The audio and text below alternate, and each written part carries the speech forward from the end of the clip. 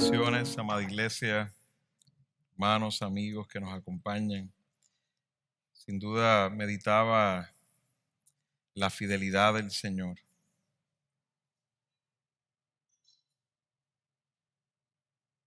Cuán importante es meditar las cosas que Dios ha permitido en nuestra vida, cómo nos guarda en su fidelidad, hermanos. Es algo que debemos hacer constantemente. No solo cantarlo, sino estar conscientes en nuestros corazones de su fidelidad a nuestras vidas. Hermoso que hemos podido cantar al Señor y reflexionar en ese atributo de que Dios es fiel. Dios es fiel.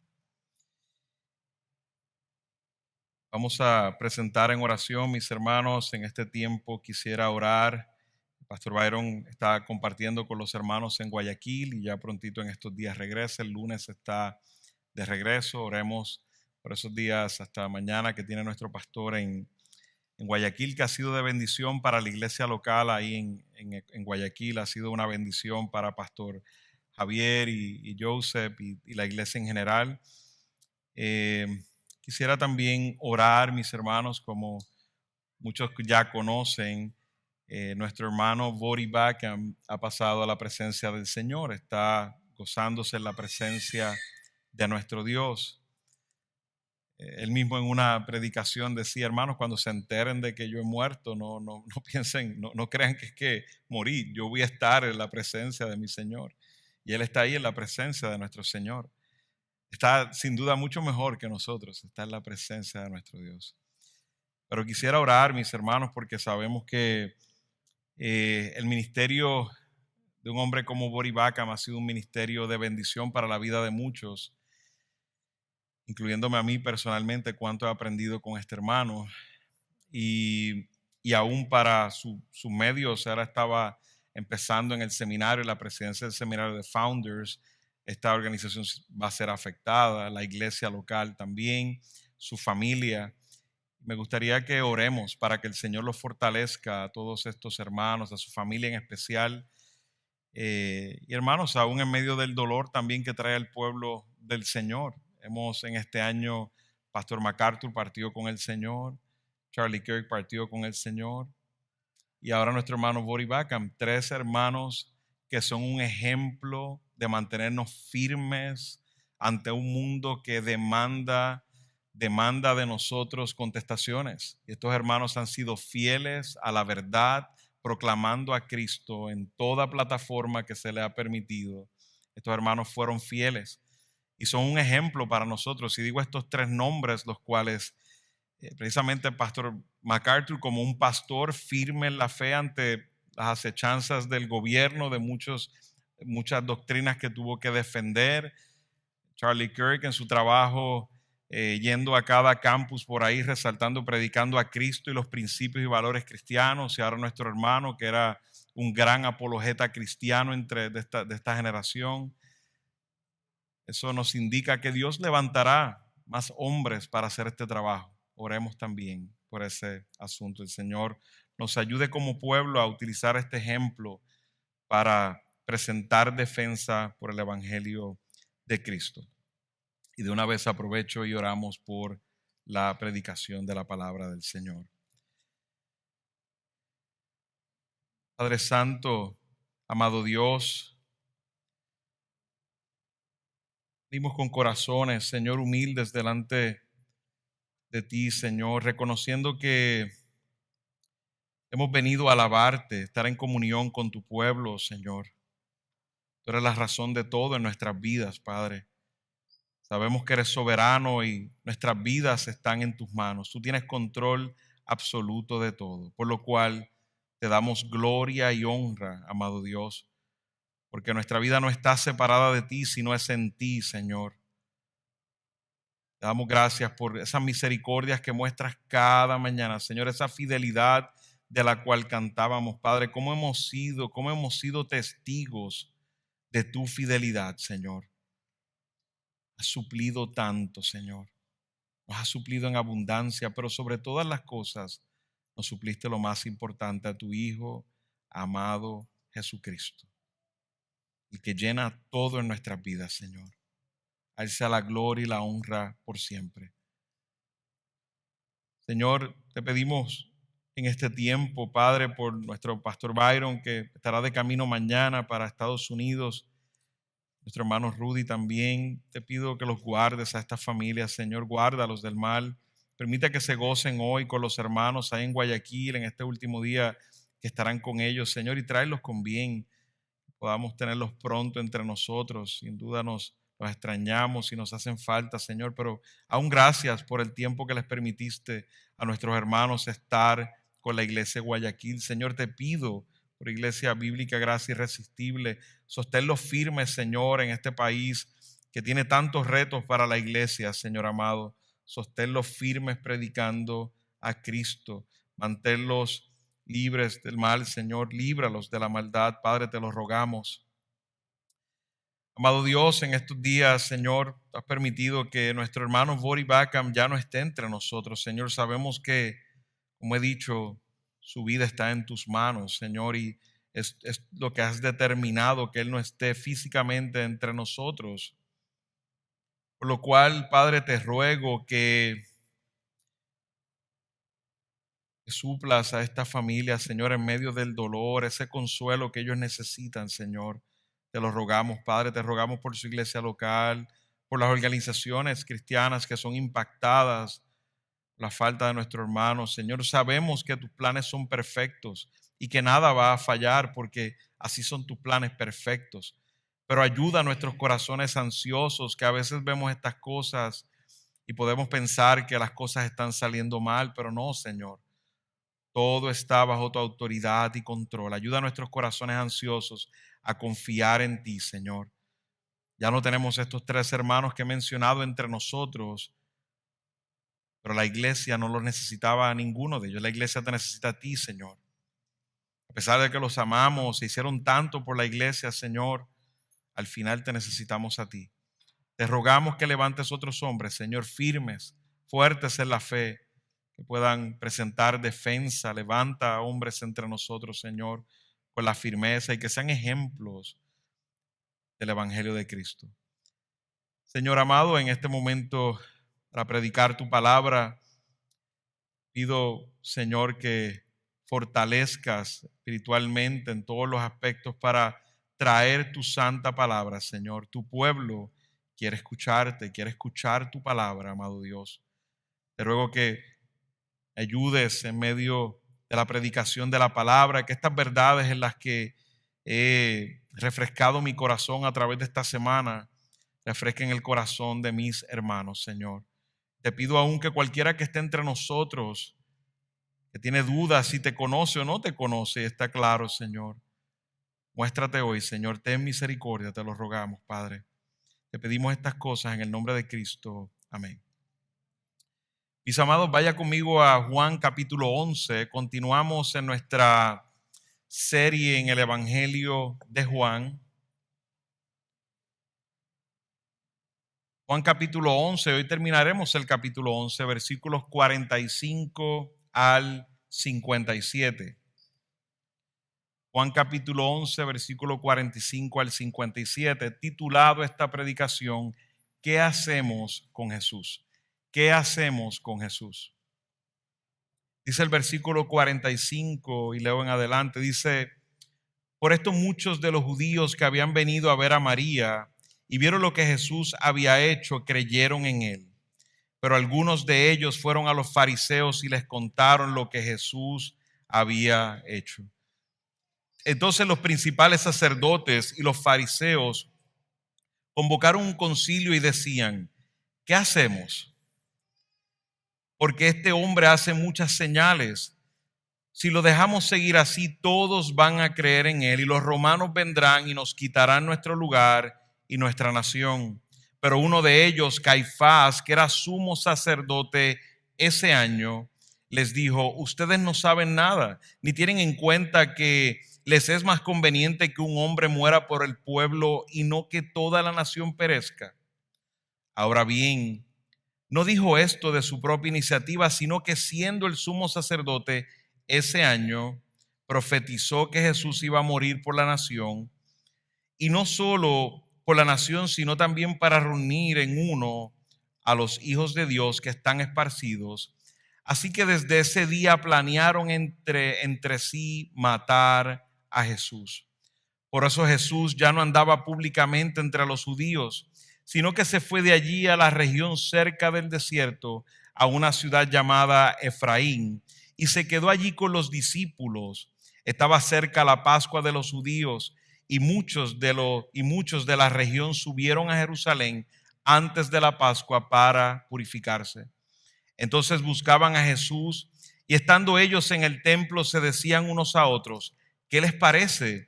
¿Que vendrá la fiesta o no? ¿Que vendrá la fiesta o no? Y los principales sacerdotes y los fariseos habían dado órdenes de que si alguien sabía dónde estaba Jesús, diera aviso para que lo prendieran. Mis amados, cuando hemos visto a través del Evangelio de Juan todas estas señales que nuestro Señor Jesús ha hecho, sus palabras, sus milagros, nos damos cuenta sin duda, más allá de toda duda, que este es el Hijo de Dios. El apóstol Juan ha cumplido fielmente su propósito, como les presentaba al principio cuando comenzamos en el Evangelio de Juan. En el capítulo 20, versículo 31, él estableció el propósito de escribir este Evangelio. Y dice: ya muchas otras señales hizo también Jesús en presencia de sus discípulos que no están escritas en este libro, pero estas se han escrito para que ustedes crean que Jesús es el Cristo, el Hijo de Dios, y para que al creer tengan vida en su nombre. Jesús a este punto en el capítulo 11 ha mostrado señales indubitables que muestran que es el Hijo de Dios, el Mesías prometido. Juan el Bautista dijo de Jesús: este es el Cordero de Dios que quita el pecado del mundo. Juan el Bautista dijo: yo bautizo en agua, pero entre ustedes está uno a quien ustedes no conocen. Él es él el que viene después de mí, a quien yo no soy digno de desatar la correa de la sandalia.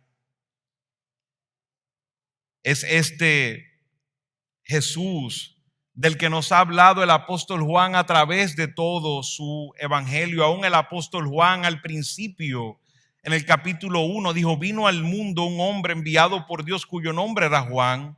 Este vino como testigo para testificar de la luz, a fin de que todos creyeran por medio de él.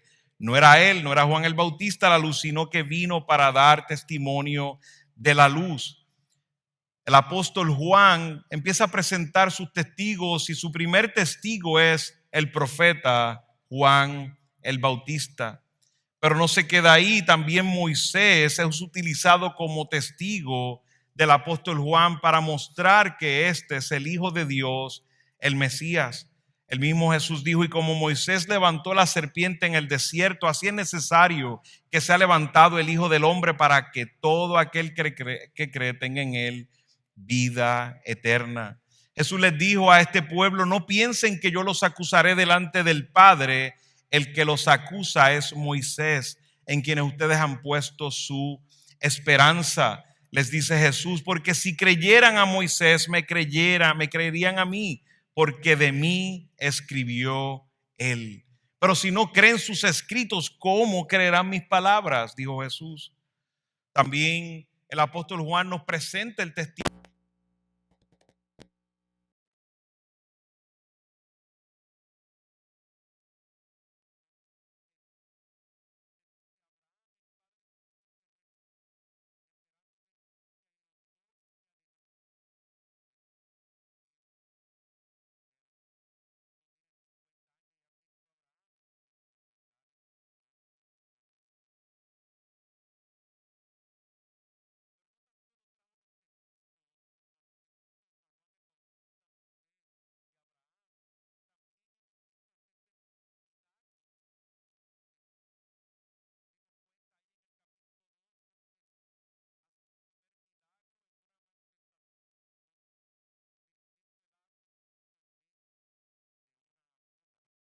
Un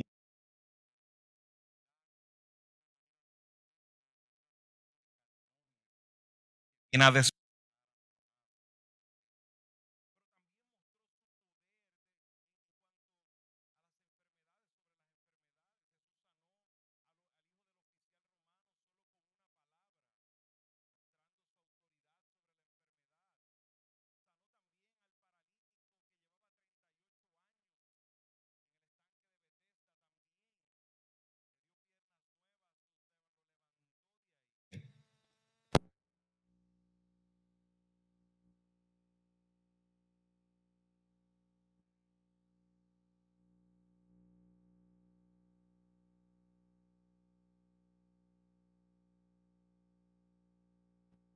sobre la creación.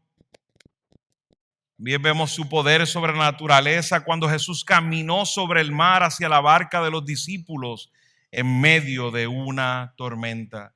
Mostró también el milagro mesiánico que nunca había ocurrido, dándole vista a un ciego de nacimiento y demostrando que es la luz del mundo. Y ahora en este último milagro que hemos estudiado en las pasadas semanas, Jesús resucita a su amigo Lázaro de entre los muertos después de 4 días, algo nunca antes visto, mostrando su poder sobre la muerte. Pero no tan solo el apóstol Juan ha traído los testigos, ha traído los milagros, sino también que ha hecho un llamado a que miremos la vida perfecta de Cristo. Porque si sería aquel que iría a la cruz del Calvario por nosotros, que tomaría nuestro lugar, debía ser perfecto. Y no olvidemos que en Juan capítulo 8 Jesús hizo una pregunta: ¿quién de ustedes prueba que tengo pecado? Hermanos, cualquier hombre que me diga eso en menos de 5 minutos le pruebo que tiene pecado. De hecho, no tengo ni que probarlo. Los hombres normalmente saben que son pecadores. Solo un desquiciado de la mente podría decir que no es pecador. Eso lo presenciamos todos los días en nuestra vida. Pero Jesús fue públicamente y dijo: ¿quién de ustedes muestra que tengo pecado? Una vida perfecta. También el apóstol Juan presenta sus palabras, cada uno de estos sermones que dan evidencia de que es ese Mesías prometido. Aún aquellos que fueron a prenderlo, a encarcelarlo, cuando se acercaron enviados por las autoridades y escucharon a Jesús hablar, dijeron: jamás hemos escuchado un hombre hablar así. Como dice en Mateo, porque hablaba con autoridad como nadie hablaba. Pero ¿cuál había sido la respuesta del pueblo hasta ahora ante este hombre que fue confirmado por los profetas, confirmado por sus milagros, confirmado por sus palabras, confirmado por su testimonio de santidad perfecta delante de los hombres? ¿Qué es lo que ha recibido hasta ahora de este pueblo? Ha recibido solo hostilidad. En Nazaret lo intentaron matar, en Jerusalén también, pareciera que había piedras en todos los lugares.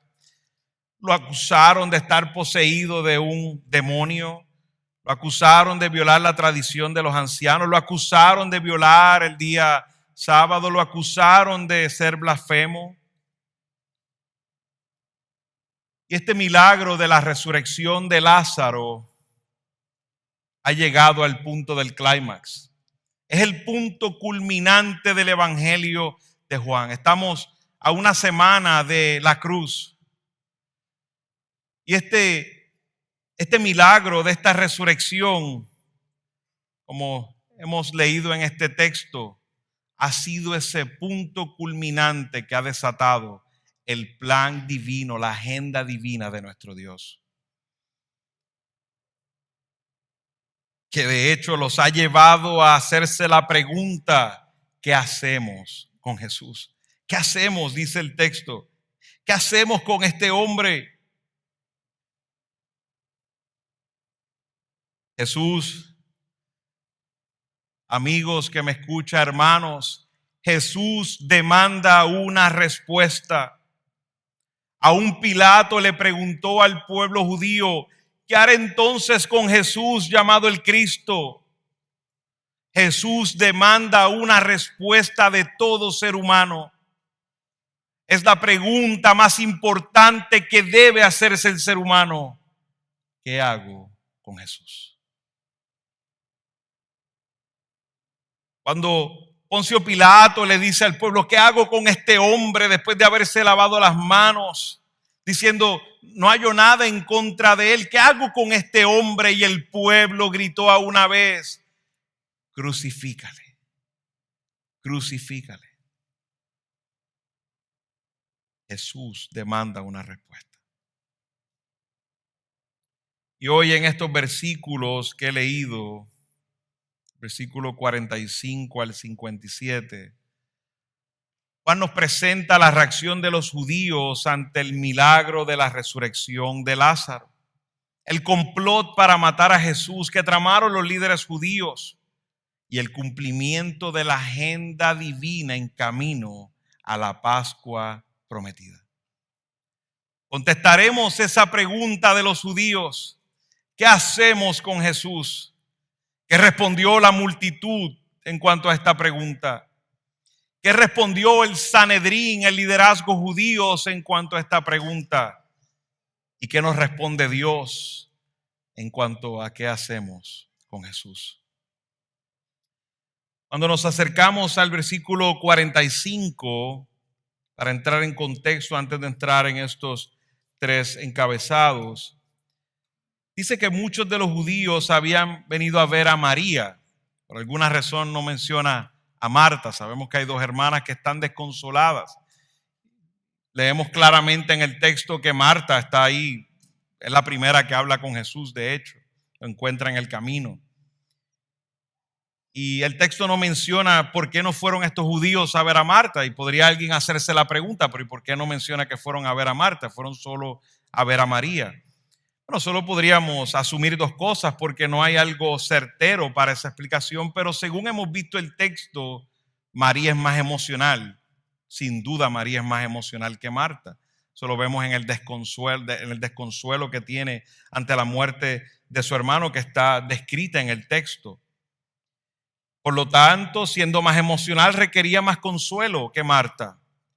O tal vez María tenía un círculo mayor de amistades en Jerusalén. Son cosas que desconocemos, pero cualquiera que fuese la razón, Dios utilizó esta razón para atraer a muchos judíos desde Jerusalén hasta este pueblo que estaba a unos kilómetros de Jerusalén. Porque era necesario que estos judíos luego llevaran la información hasta los fariseos, como nos hemos dado cuenta en el texto que hemos leído hoy. ¿Qué responde la multitud a esta pregunta? ¿Qué hacemos con Jesús? El versículo 45 dice que muchos creyeron en él. Si vamos al final del texto, vieron lo que Jesús había hecho y creyeron en él. Pero nos dice más adelante en el otro texto, pero algunos de ellos vieron este milagro y ¿qué hicieron? Fueron a hablar con los fariseos y decirle y a contarle lo que Jesús había hecho. Y lo hicieron de una manera malintencionada. Y lo podemos ver aún en el texto cuando tenemos en contexto todo el evangelio de Juan. Porque ya los judíos habían mostrado que querían prender a Jesús, querían arrestarlo. Y vemos estos como informantes de estos fariseos. Mis hermanos, la ceguera espiritual es impresionante. Acaban de presenciar un milagro. La resurrección de uno que había muerto hacía 4 días. Y no puedo creer que la reacción es variada entre los hombres. Eso nos explica cuán grave es la ceguera espiritual. Pensemos por un momento si nosotros presenciáramos algo así, mis hermanos. Presenciamos un hombre que lleva 4 muertos, que está certificado más que muerto. Y vemos este milagro con nuestros ojos, el cual no necesitamos verlo en este tiempo, pero lo veremos cuando resucitemos. Pero pensemos esto por un momento. ¿Cuál sería la única reacción correcta, mis hermanos? reconociendo que es el poder de Dios, la única reacción correcta es la adoración. Es la única reacción correcta. Esto sin duda es Dios. Habiendo Jesús siendo un hombre con este testimonio, hablando de esto, sabemos que es un hombre de Dios. Aún antes de hacer el milagro, ora el Señor diciendo: esto es para glorificarte. Pero de un hombre sin Cristo, de un hombre del mundo, se puede esperar lo que sea. Esto es algo serio. De un hombre del mundo se puede esperar lo que sea. De un hombre o una mujer. La ceguera es tal que no pueden ver. Están amarrados a su pecado.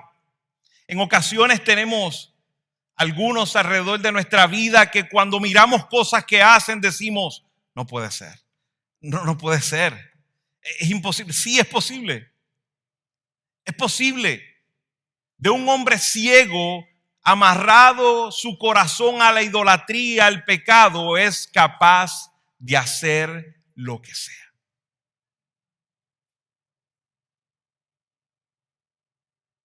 Están amarrados a su pecado, al ídolo que han creado en sus mentes y corazones. Son capaces de hacer lo que sea, aunque esto parezca lo más tonto que te puedas imaginar.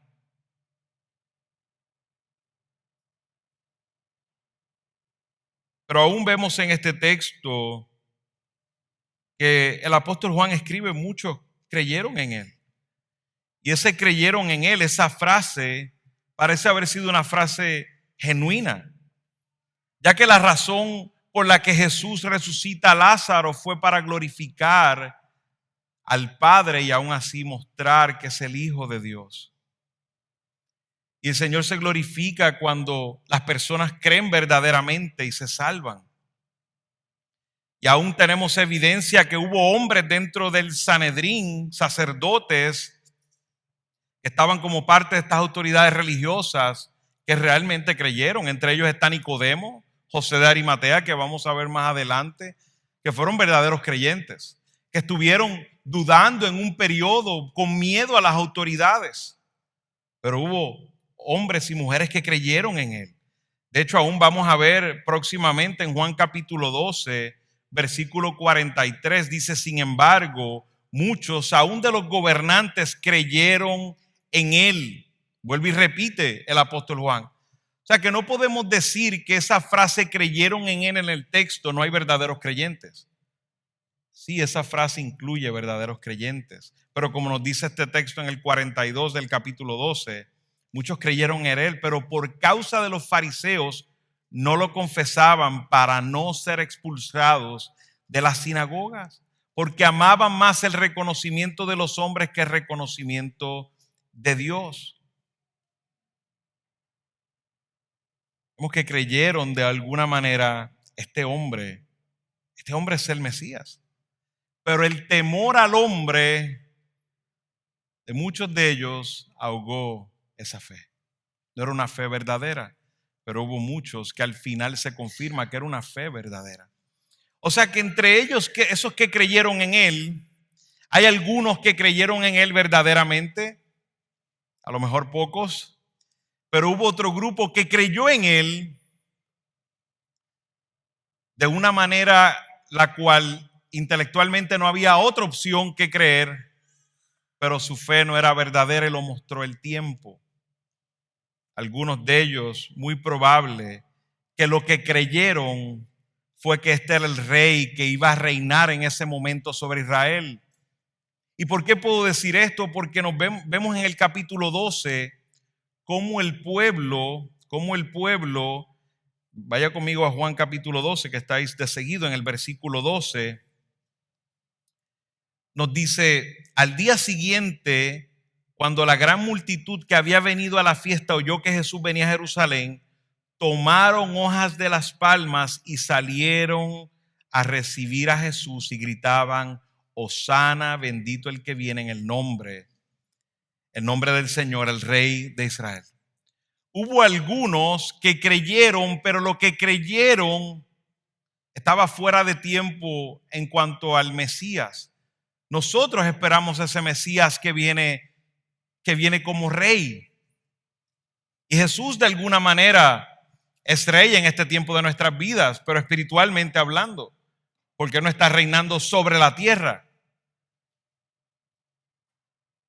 Y aquí nos muestra que hubo un grupo de ellos que creyeron en él, pensaron es el Mesías, pero tenían una escatología incorrecta en cuanto al orden de eventos. Este es el rey, hagámoslo rey de una, tomémoslo y hagámoslo rey. Lo reciben en la entrada triunfal, este es el rey de Israel, pongámonos a gobernar sobre nosotros. Pero imagínate tener un rey que nos da comida cuando necesitamos, tener un rey que hace milagros, que si nos morimos nos puede resucitar. Ese es el rey que todo el mundo quiere. Y verdaderamente lo es. Lo que estaba es que este no era el tiempo de ese reinado. Otros hombres, como ya he dicho, con temor a los hombres, no daban su opinión al respecto para no meterse en problemas con las autoridades. Y aquí en este texto hemos visto cuán despiadadas eran estas autoridades. Si alguno de ellos decía creer en Jesús, de seguro iba a pagar con la vida. Por eso algunos vieron todo el asunto y fueron y lo confesaron a aquellos que estaban en autoridad, especialmente a los fariseos, y delataron todo lo que había pasado, pero lo hicieron con malas intenciones. Y aún entre esta multitud que responde, también a algunos, como vemos en el versículo 56, un poquito más adelante, entonces buscaban a Jesús y estando ellos en el templo se decían unos a otros, ¿qué les parece? ¿Que vendrá la fiesta o no? Aquí tenemos los que están buscando la noticia del día. Aquí tenemos aquellos que me estoy enterando de lo que está pasando y este drama está chévere, no me quiero perder lo que va a pasar próximo. ¿Pondrán preso? ¿Qué harán con él?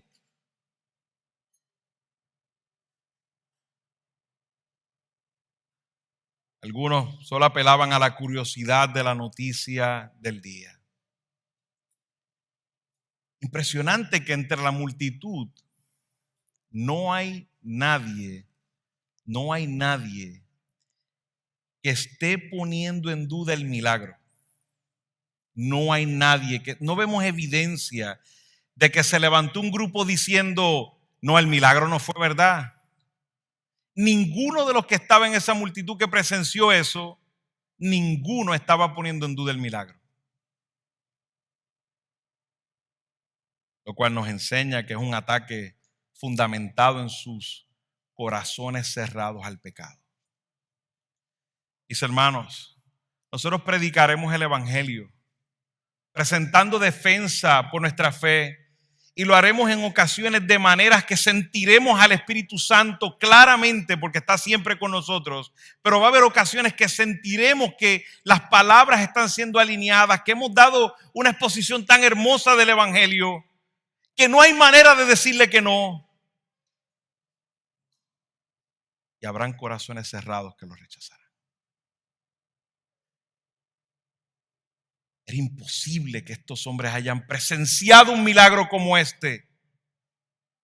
Sus corazones estuvieran tan cegados por el pecado. No tenían duda de que Lázaro estaba muerto y ahora está vivo. Esto es algo sobrenatural, inexplicable. Pero así es el que está ciego espiritualmente, muerto espiritualmente. Y eso es lo que muestra Juan. Muestra el hombre ciego y muestra a Lázaro, el próximo. Ceguera, muerte espiritual. Entendamos que caminamos en un mundo con personas que están ciegas y están muertos espiritualmente. Que nosotros decimos, pero ¿por qué no entienden?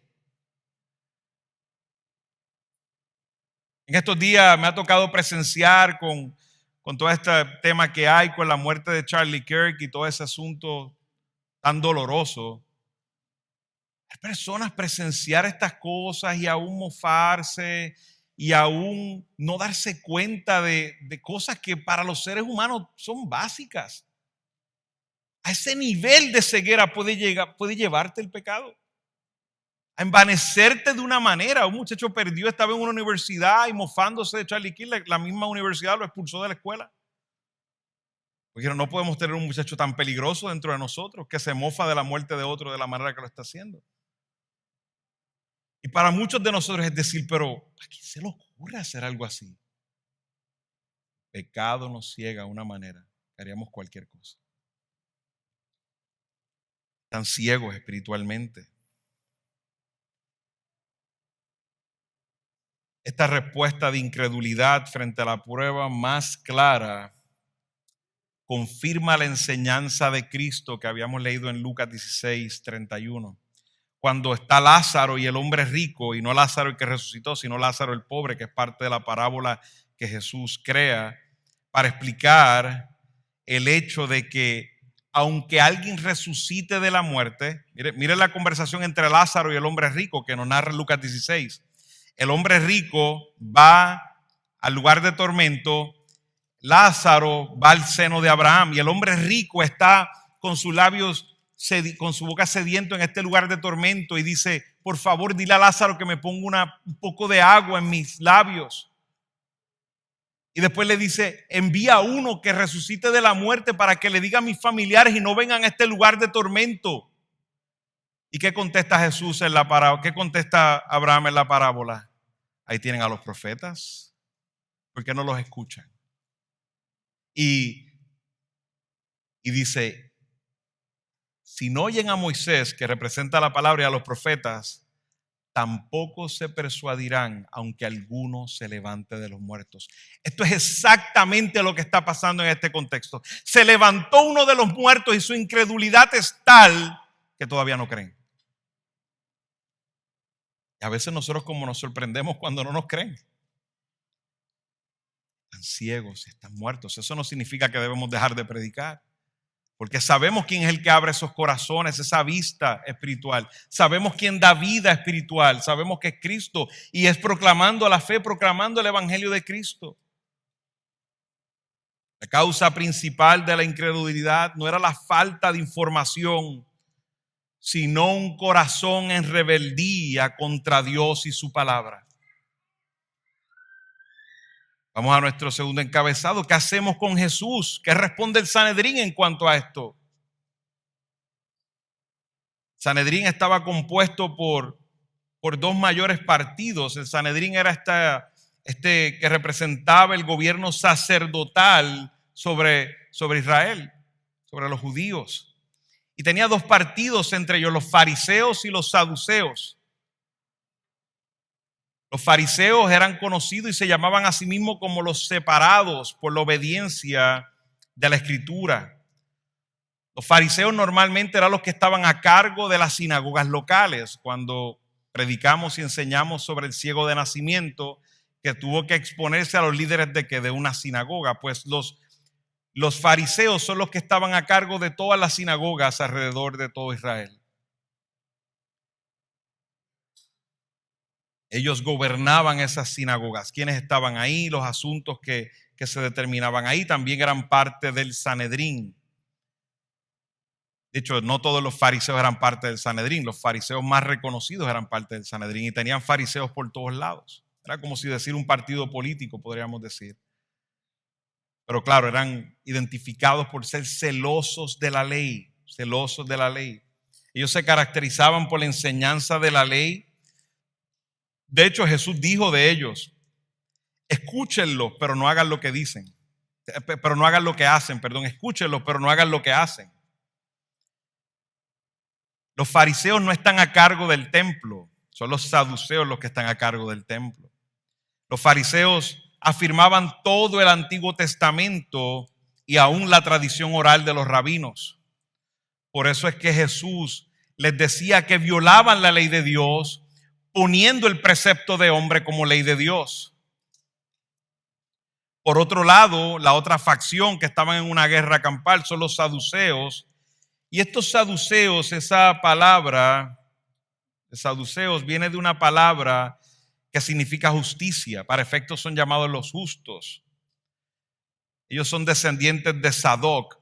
El sacerdote Sadoc era sacerdote en el tiempo de David y Salomón. Y estos saduceos eran los ricos, eran muy influyentes. En el caso de ellos, imagínense esto, el Sanedrín estaba compuesto por fariseos y saduceos. Los saduceos creían que solo los primeros 5 libros, el Pentateuco, era todo lo que era la palabra del Señor. No creían en nada más. Imagínate la guerra campal. De hecho, aún los saduceos no creían en una manera en la soberanía de Dios en algunos aspectos. Ellos creían que era el hombre el que tomaba decisión. Ahí vemos los primeros arminianos.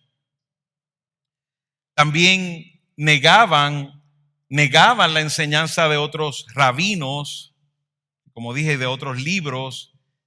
Y sobre todo, y en la Escritura lo revelan como que son aquellos que negaban la resurrección, vida después de la muerte. Ellos negaban la resurrección. Negaban también la existencia de los ángeles. Imagínense los fariseos y los saduceos dentro del Sanedrín. Eso era una guerra teológica en todo momento. Era una lucha de poderes. Mientras los fariseos dominaban en las sinagogas, en el pueblo, los saduceos dominaban el templo porque eran influyentes. Estaban conectados con los romanos. Estos saduceos eran los hombres que corrían y administraban todo lo que tenía que ver con el templo. Eran muy ricos, muy ricos. Los fariseos, sin duda, eran mayoritarios aún en el Sanedrín, pero eran los saduceos los que controlaban el Sanedrín por su poder e influencia con Roma. No creían lo mismo, pero en este punto en particular están unidos. Es impresionante cuando los enemigos se unen. Ellos están desunidos en todo, pero decía Jesús, y ambos estaban, unámonos, porque todos tenemos mucho que perder. Bueno, en su ignorancia podían decir eso, no tenían nada que perder, pero en su ignorancia. No creían lo mismo, pero Jesús era una amenaza para ambas facciones dentro del Sanedrín. Vemos el versículo 48, nos muestra qué era lo que estaba en juego. El versículo 48, antes de que ellos dijeran, ¿verdad? Vemos el 47, perdón, antes dice, entonces los principales sacerdotes y los fariseos convocaron un concilio y decían, ¿qué hacemos? Porque este hombre hace muchas señales. Si lo dejamos seguir así, todos van a creer en él. Y mire lo que está en juego, dice, todos van a creer en él y los romanos vendrán y nos quitarán nuestro lugar y nuestra nación. Claro, nos van a quitar ¿qué? Nuestra influencia, nos van a quitar todas las riquezas que tenemos, nos van a afectar nuestros negocios, porque también los fariseos, a pesar de que no eran ricos como los saduceos, también recogían de todas estas sinagogas y demás. Aquí nos damos cuenta que el argumento de ellos parecía un argumento bueno, claro, solo para ellos que estaban ciegos ante lo que acaba de ocurrir. Sigue todavía estando Lázaro vivo, está ahí la evidencia, pero el problema no es que Lázaro está vivo, eso es como que eso es menos importante. Nuestra preocupación está en que esto va a traer una inestabilidad para nuestro pueblo y nos van a matar. ¿Por qué? Porque unos años antes, desde el año 27 antes de Cristo, uno de los reyes, Augusto el Grande, había determinado lo que se conoció como la Pax Romana, la paz romana. Y lo que ellos hacían era, le decían al pueblo, bueno, mientras ustedes paguen tributos y no formen revueltas, todo está bien. Ahora bien, si se forman revueltas y no pagan tributo, aquí va a haber sangre. Era la manera, eso era lo que era la paz romana, una paz condicional, definitivamente no como la del Señor. Y nos damos cuenta que lo que están asustados este Sanedrín es por no perder su poder y su influencia. Y lo que están diciendo es, si seguimos dejando esto así, se va a formar una revuelta y aquí vamos a perecer todos. No olvidemos que la Pascua estaba muy cerca, estaba una semana la Pascua. Venía 1 millón de judíos alrededor de todas las otras naciones, venían a Jerusalén. Esto podría ser un desastre. Ellos se hicieron los locos con que Lázaro había resucitado y dijeron, no, lo más importante es esto. Olvídate de que Lázaro resucitó, eso es menos importante. Aquí lo más importante es que esto va a traernos problemas. Le decía a los fariseos, ustedes van a tener problemas, van a perder el control porque todos le van a creer a él y él predica en contra de ustedes. Y decían los saduceos, no queremos que toquen nuestro bolsillo, estos son nuestros negocios. Impresionante que en el próximo versículo nos comenta de un Caifás, que era el sumo sacerdote, pero uno de ellos, Caifás, que era sumo sacerdote ese año, y esa frase ese año lo dice 2 veces. Esto es un detalle importante. Cuando nosotros vemos el Antiguo Testamento, el sumo sacerdote, eso era una posición vitalicia, era de por vida. Era una posición que no cambiaba, era de por vida hasta que la persona muriera. Cuando Juan hace referencia a que Caifás era sumo sacerdote ese año, cuando usted ve las palabras en el original, es algo como que trae dudas, porque es así, y lo dice 2 veces, ese año. Y es que Caifás había sido nombrado por un prefecto romano, y había sido recomendado por su suegro Anás. O sea, esto no era un hombre que estaba ahí porque era piadoso, porque era un hombre de oración, porque era el mejor. No. Este hombre estaba ahí solo por un tema político. Solo por un tema político. Era el perfecto para cumplir los planes de Roma y cumplir los planes de la facción saducea dentro del Sanedrín.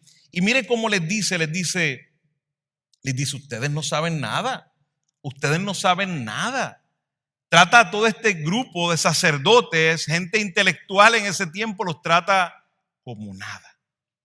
Lo cual nos muestra un poco el carácter de este hombre.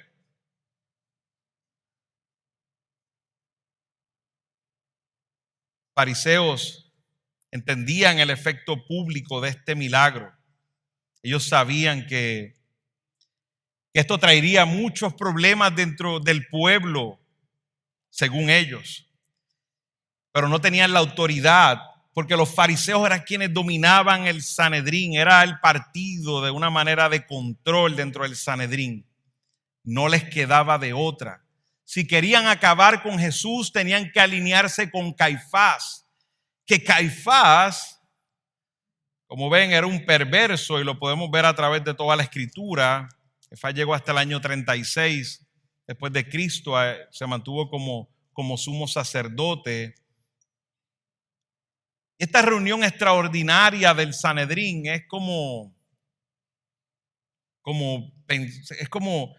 cómico pensar que ellos hacen una reunión extraordinaria porque le dicen que un hombre que estaba muerto por 4 días acaba de resucitar, Jesús lo acaba de resucitar, y la reunión extraordinaria del Sanedrín tenía un solo punto: ¿qué hacemos con Jesús?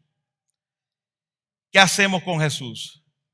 La reunión debió haber sido: analicemos este milagro, analicemos esto, cuestionemos. Pero no tenía nada que ver con eso. Jesús era una amenaza para su influencia y su poder. Y hermano, esta es la realidad para muchos hoy. Hay personas hoy en iglesias cristianas predicando mentiras porque no quieren perder el poder y su influencia. Predicando mentiras de las cuales están claros que son mentiras. Eso es triste, eso no ha terminado.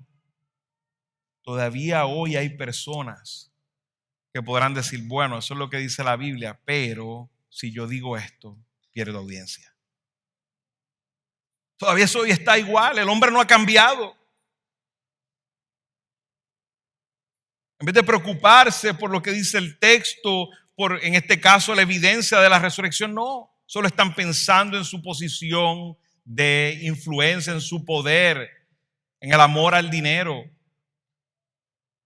Preocupación del Sanedrín era que Jesús hacía muchas señales, y si dejaban esto así, todos iban a ir detrás de él. Qué hermoso es eso, que todos hubieran ido detrás de él. Este es el pueblo que predicaba que vendría un Mesías. La única razón por la que existía ese sacerdocio, ese Sanedrín, era para guiar al pueblo al Mesías. Pero estaban haciendo todo lo contrario.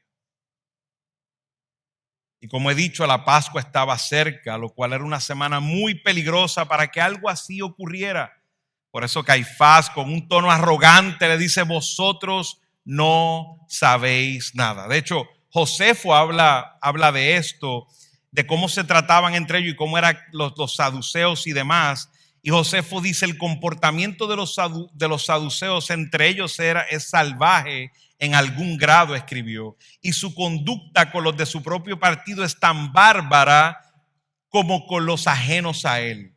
Claro, Josefo era más del partido fariseo, pero vemos cómo se expresa Josefo, el historiador judío, sobre esto. O sea que este ambiente del Sanedrín, mis hermanos, un ambiente que era de hombres de Dios, de hombres devotos, del ejemplo de hombres devotos a Dios, así era como hablaban y así era como se expresaban. Esto es triste, hermanos. Es triste como donde se supone que sea el ejemplo de piedad, el ejemplo de devoción, así es como se manejen los negocios del Señor. Es triste que todavía esto ocurra, hermanos.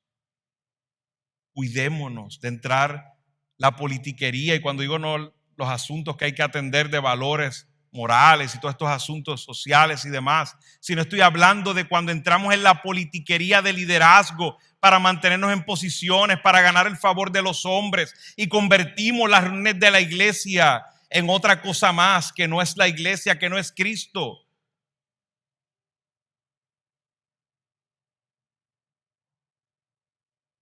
Una gran enseñanza aún para nosotros, porque somos hombres y pecadores. Y Caifás, en el versículo 50, profetizó la muerte sustitutiva de Cristo. Le dice, ni tienen en cuenta que les es más conveniente que un hombre muera por el pueblo y no que toda la nación perezca. Su propuesta fue la muerte. Conviene que muera un solo hombre y no muera toda la nación, que un hombre muera por el pueblo. Amén, gloria sea al Señor. Algo de verdad en esos labios impíos. Él jugó un papel que muchos a veces podemos caer en esto, y es el hecho de jugó las alternativas extremas. Es como que no había más opciones. Caifás argumentó, o Jesús muere o perdemos la nación. Pero había muchas alternativas en el medio, pero así nuestro corazón pecador nos lleva a eso. Había muchas alternativas. Evaluemos el milagro, traigamos a Jesús, interroguémoslo con un corazón correcto. Pero no, estaban cegados por su pecado, estaban cegados por sus posesiones, estaban cegados por su posición, por su influencia en el pueblo. Caifás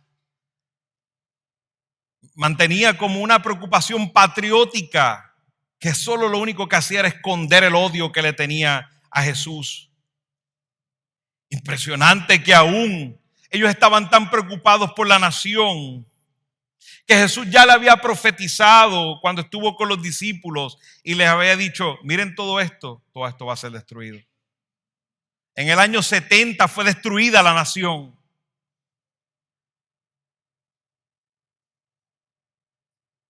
No se postraron ante el verdadero Mesías, lo crucificaron. Como quiera, Dios trajo la destrucción de la nación. Eso es lo único que trae el pecado y rechazar a Cristo. Destrucción. Destrucción. Hay cosas que te están aguantando a no venir a Cristo. Posiciones, posesiones también. Pecado, lujuria, cosas que te gustan. Al final solo eso trae destrucción. No hay otra cosa.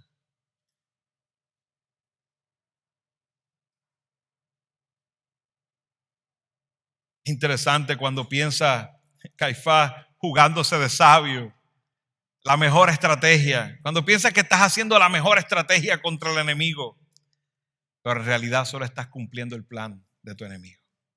Y eres un instrumento de aquel que odias con todo tu corazón, pero sigue estando en sus manos y eres un instrumento para cumplir su propósito. Estos hombres están en la agenda de Dios y no se dan cuenta. Mi hermano, amigo que nos visitas, todo hombre está en el programa de Dios, aunque no lo sepas. Todos están cumpliendo su papel dentro del plan eterno de Dios. No hay nadie que esté fuera del plan eterno de Dios. Solo estás aparentando como si no tuvieras que ver nada con Dios. Estás jugando un papel en el plan de Dios.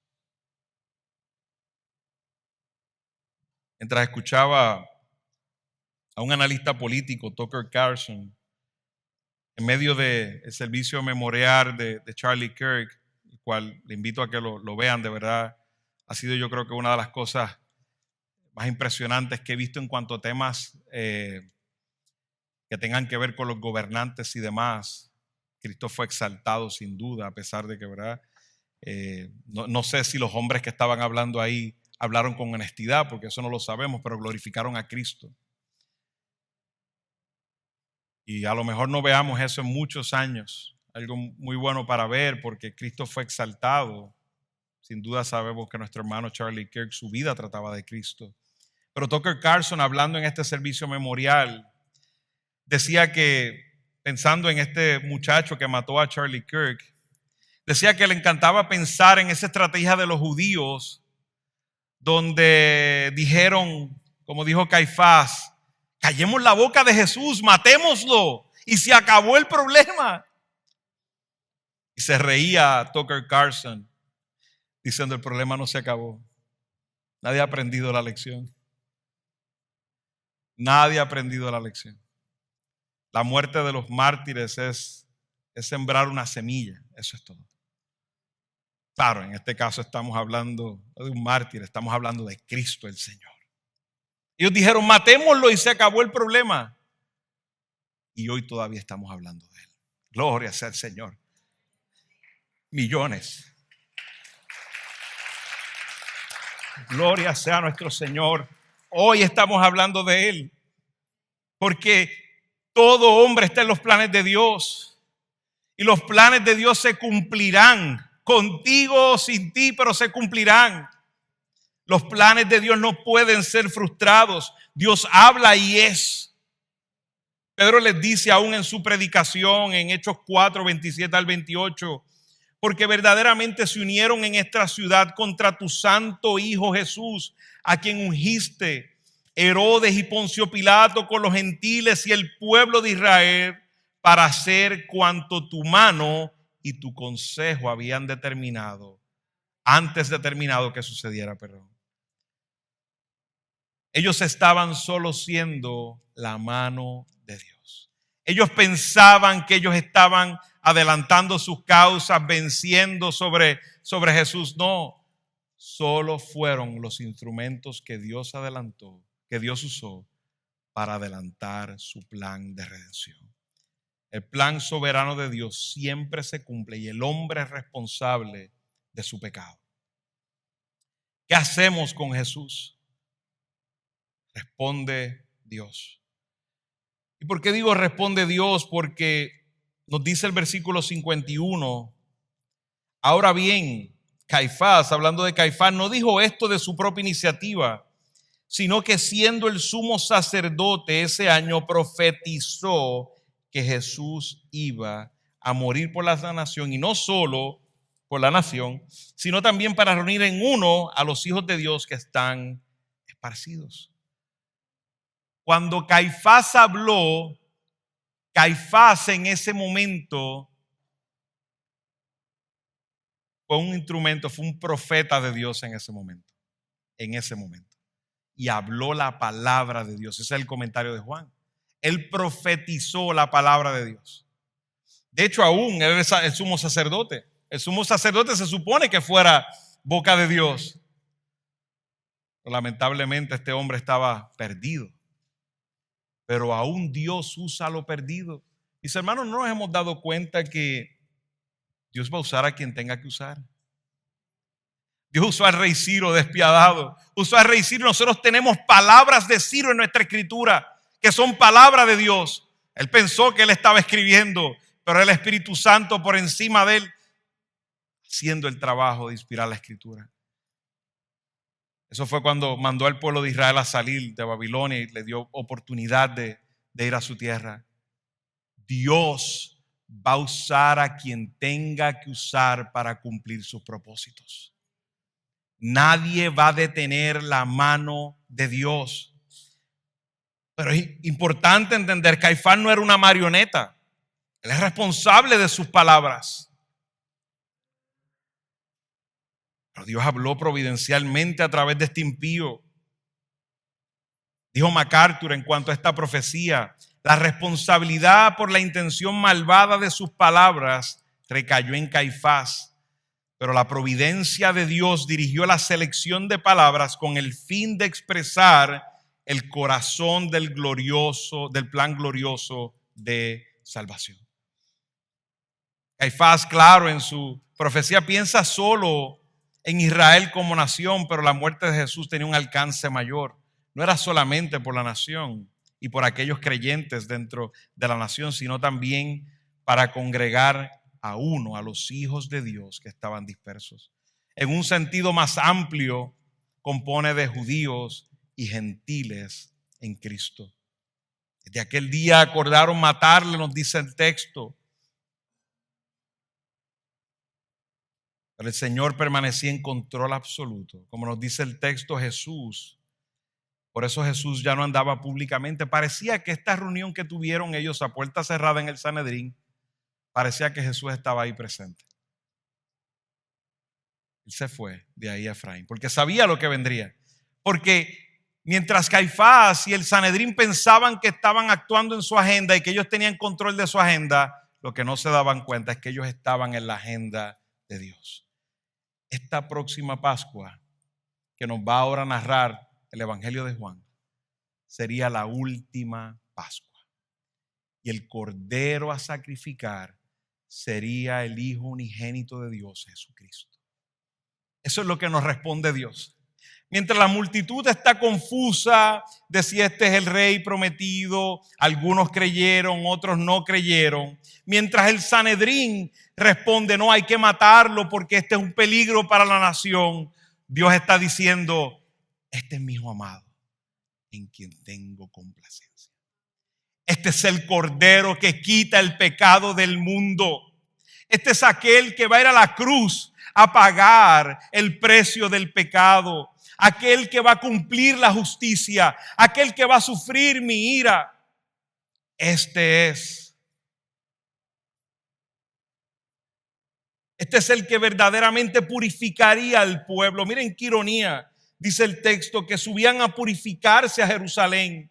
Subían a purificarse a Jerusalén mientras el liderazgo de este pueblo estaba manchado su corazón con el deseo de matar al Mesías, sin darse cuenta que la purificación en persona estaba entre ellos.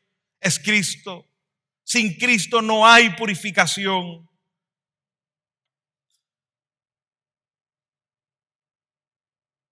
Personas se preguntaban: ¿dónde está Jesús?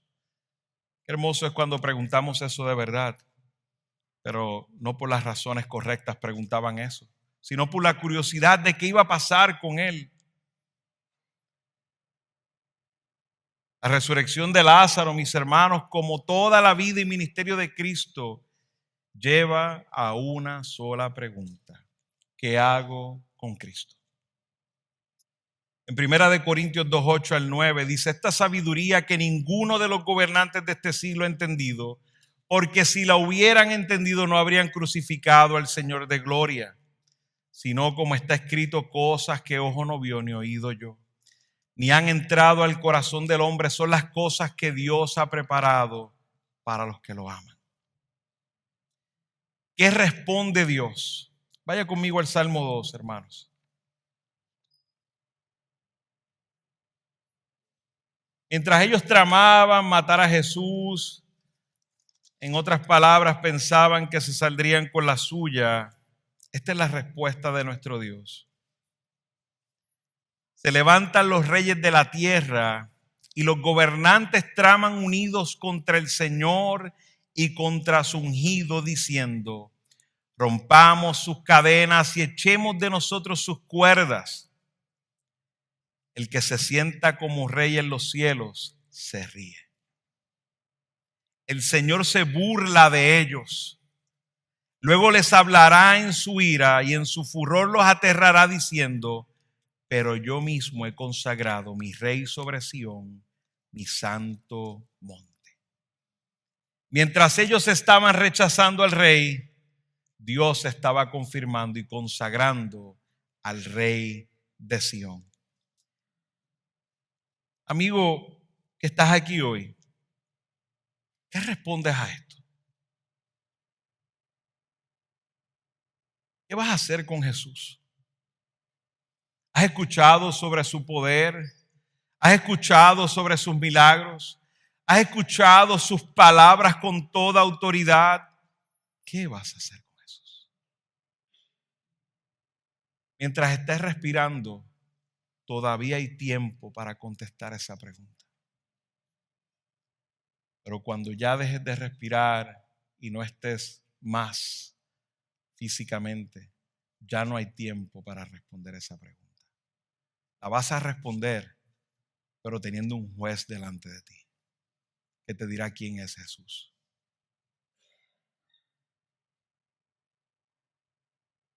Tengo noticias. Hacer nada es hacer algo, es rechazarlo. Hay algunos muy entretenidos con Jesús, pero no han respondido con arrepentimiento y fe.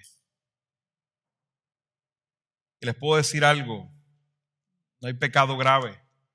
Aún aquellos que lo mataron, aún Caifás, si hubiera ido a la cruz y hubiera pedido perdón a Cristo, se hubiera arrepentido de su pecado grave, Jesús hubiera dado salvación. Porque aún Jesús en la cruz dijo, Padre, perdónalos porque no saben lo que hacen. Jesús es la gracia, la misericordia de Dios. Pero no hacer nada es rechazarlo. Ven a Él. Ven a Él. Jesús demanda adoración. Iglesia, ¿qué hacemos con Jesús? Como he dicho, Jesús demanda adoración. Seamos muy cuidadosos con cerrar nuestros corazones de una manera que dejemos de adorar a Cristo. Podemos hacer reuniones y muchas cosas en el ministerio, las cuales hemos perdido la gloria de Cristo. Podemos ponernos muy políticos, muy estructurados y perder lo más importante, a Cristo. El Señor nos ayude, hermanos. ¿Qué hacemos con Cristo? Entreguemos nuestra vida a Él cada día y adorémoslo. Él es merecedor y digno de adoración. Padre bueno, misericordioso, Señor Salvador, y damos toda gloria y toda honra, Señor. Te reconocemos por tu palabra poderosa, Señor, que confronta nuestros corazones con estos hombres que hicieron esta pregunta. ¿Qué hacemos? ¿Qué hacemos con este hombre? Señor, gracias por abrir nuestros ojos de la ceguera. Gracias por darnos vida y poder tener la contestación a esta pregunta. Caer de rodillas y adorarlo. Señor, te ruego por alguno que esté entre nosotros, que esté entreteniéndose con Jesús. Que Jesús es la noticia del día, pero su corazón no ha sido entregado a Jesús. Señor, ten misericordia, te lo ruego, Padre amado. Señor, no permitas que con la pasividad de estos hombres impíos pierdan, sino que muestren misericordia, Padre, es lo que deseamos. Muestra misericordia, Padre. Abre sus ojos ciegos, dale vida a esos muertos entre nosotros, Señor, te lo rogamos. Te damos gracias, Padre, porque un día ciertamente como Lázaro, pero no especialmente como Jesús, sino como Lázaro, resucitaremos para siempre, Señor. A Cristo, nuestro Señor, sea la gloria por siempre. Amén.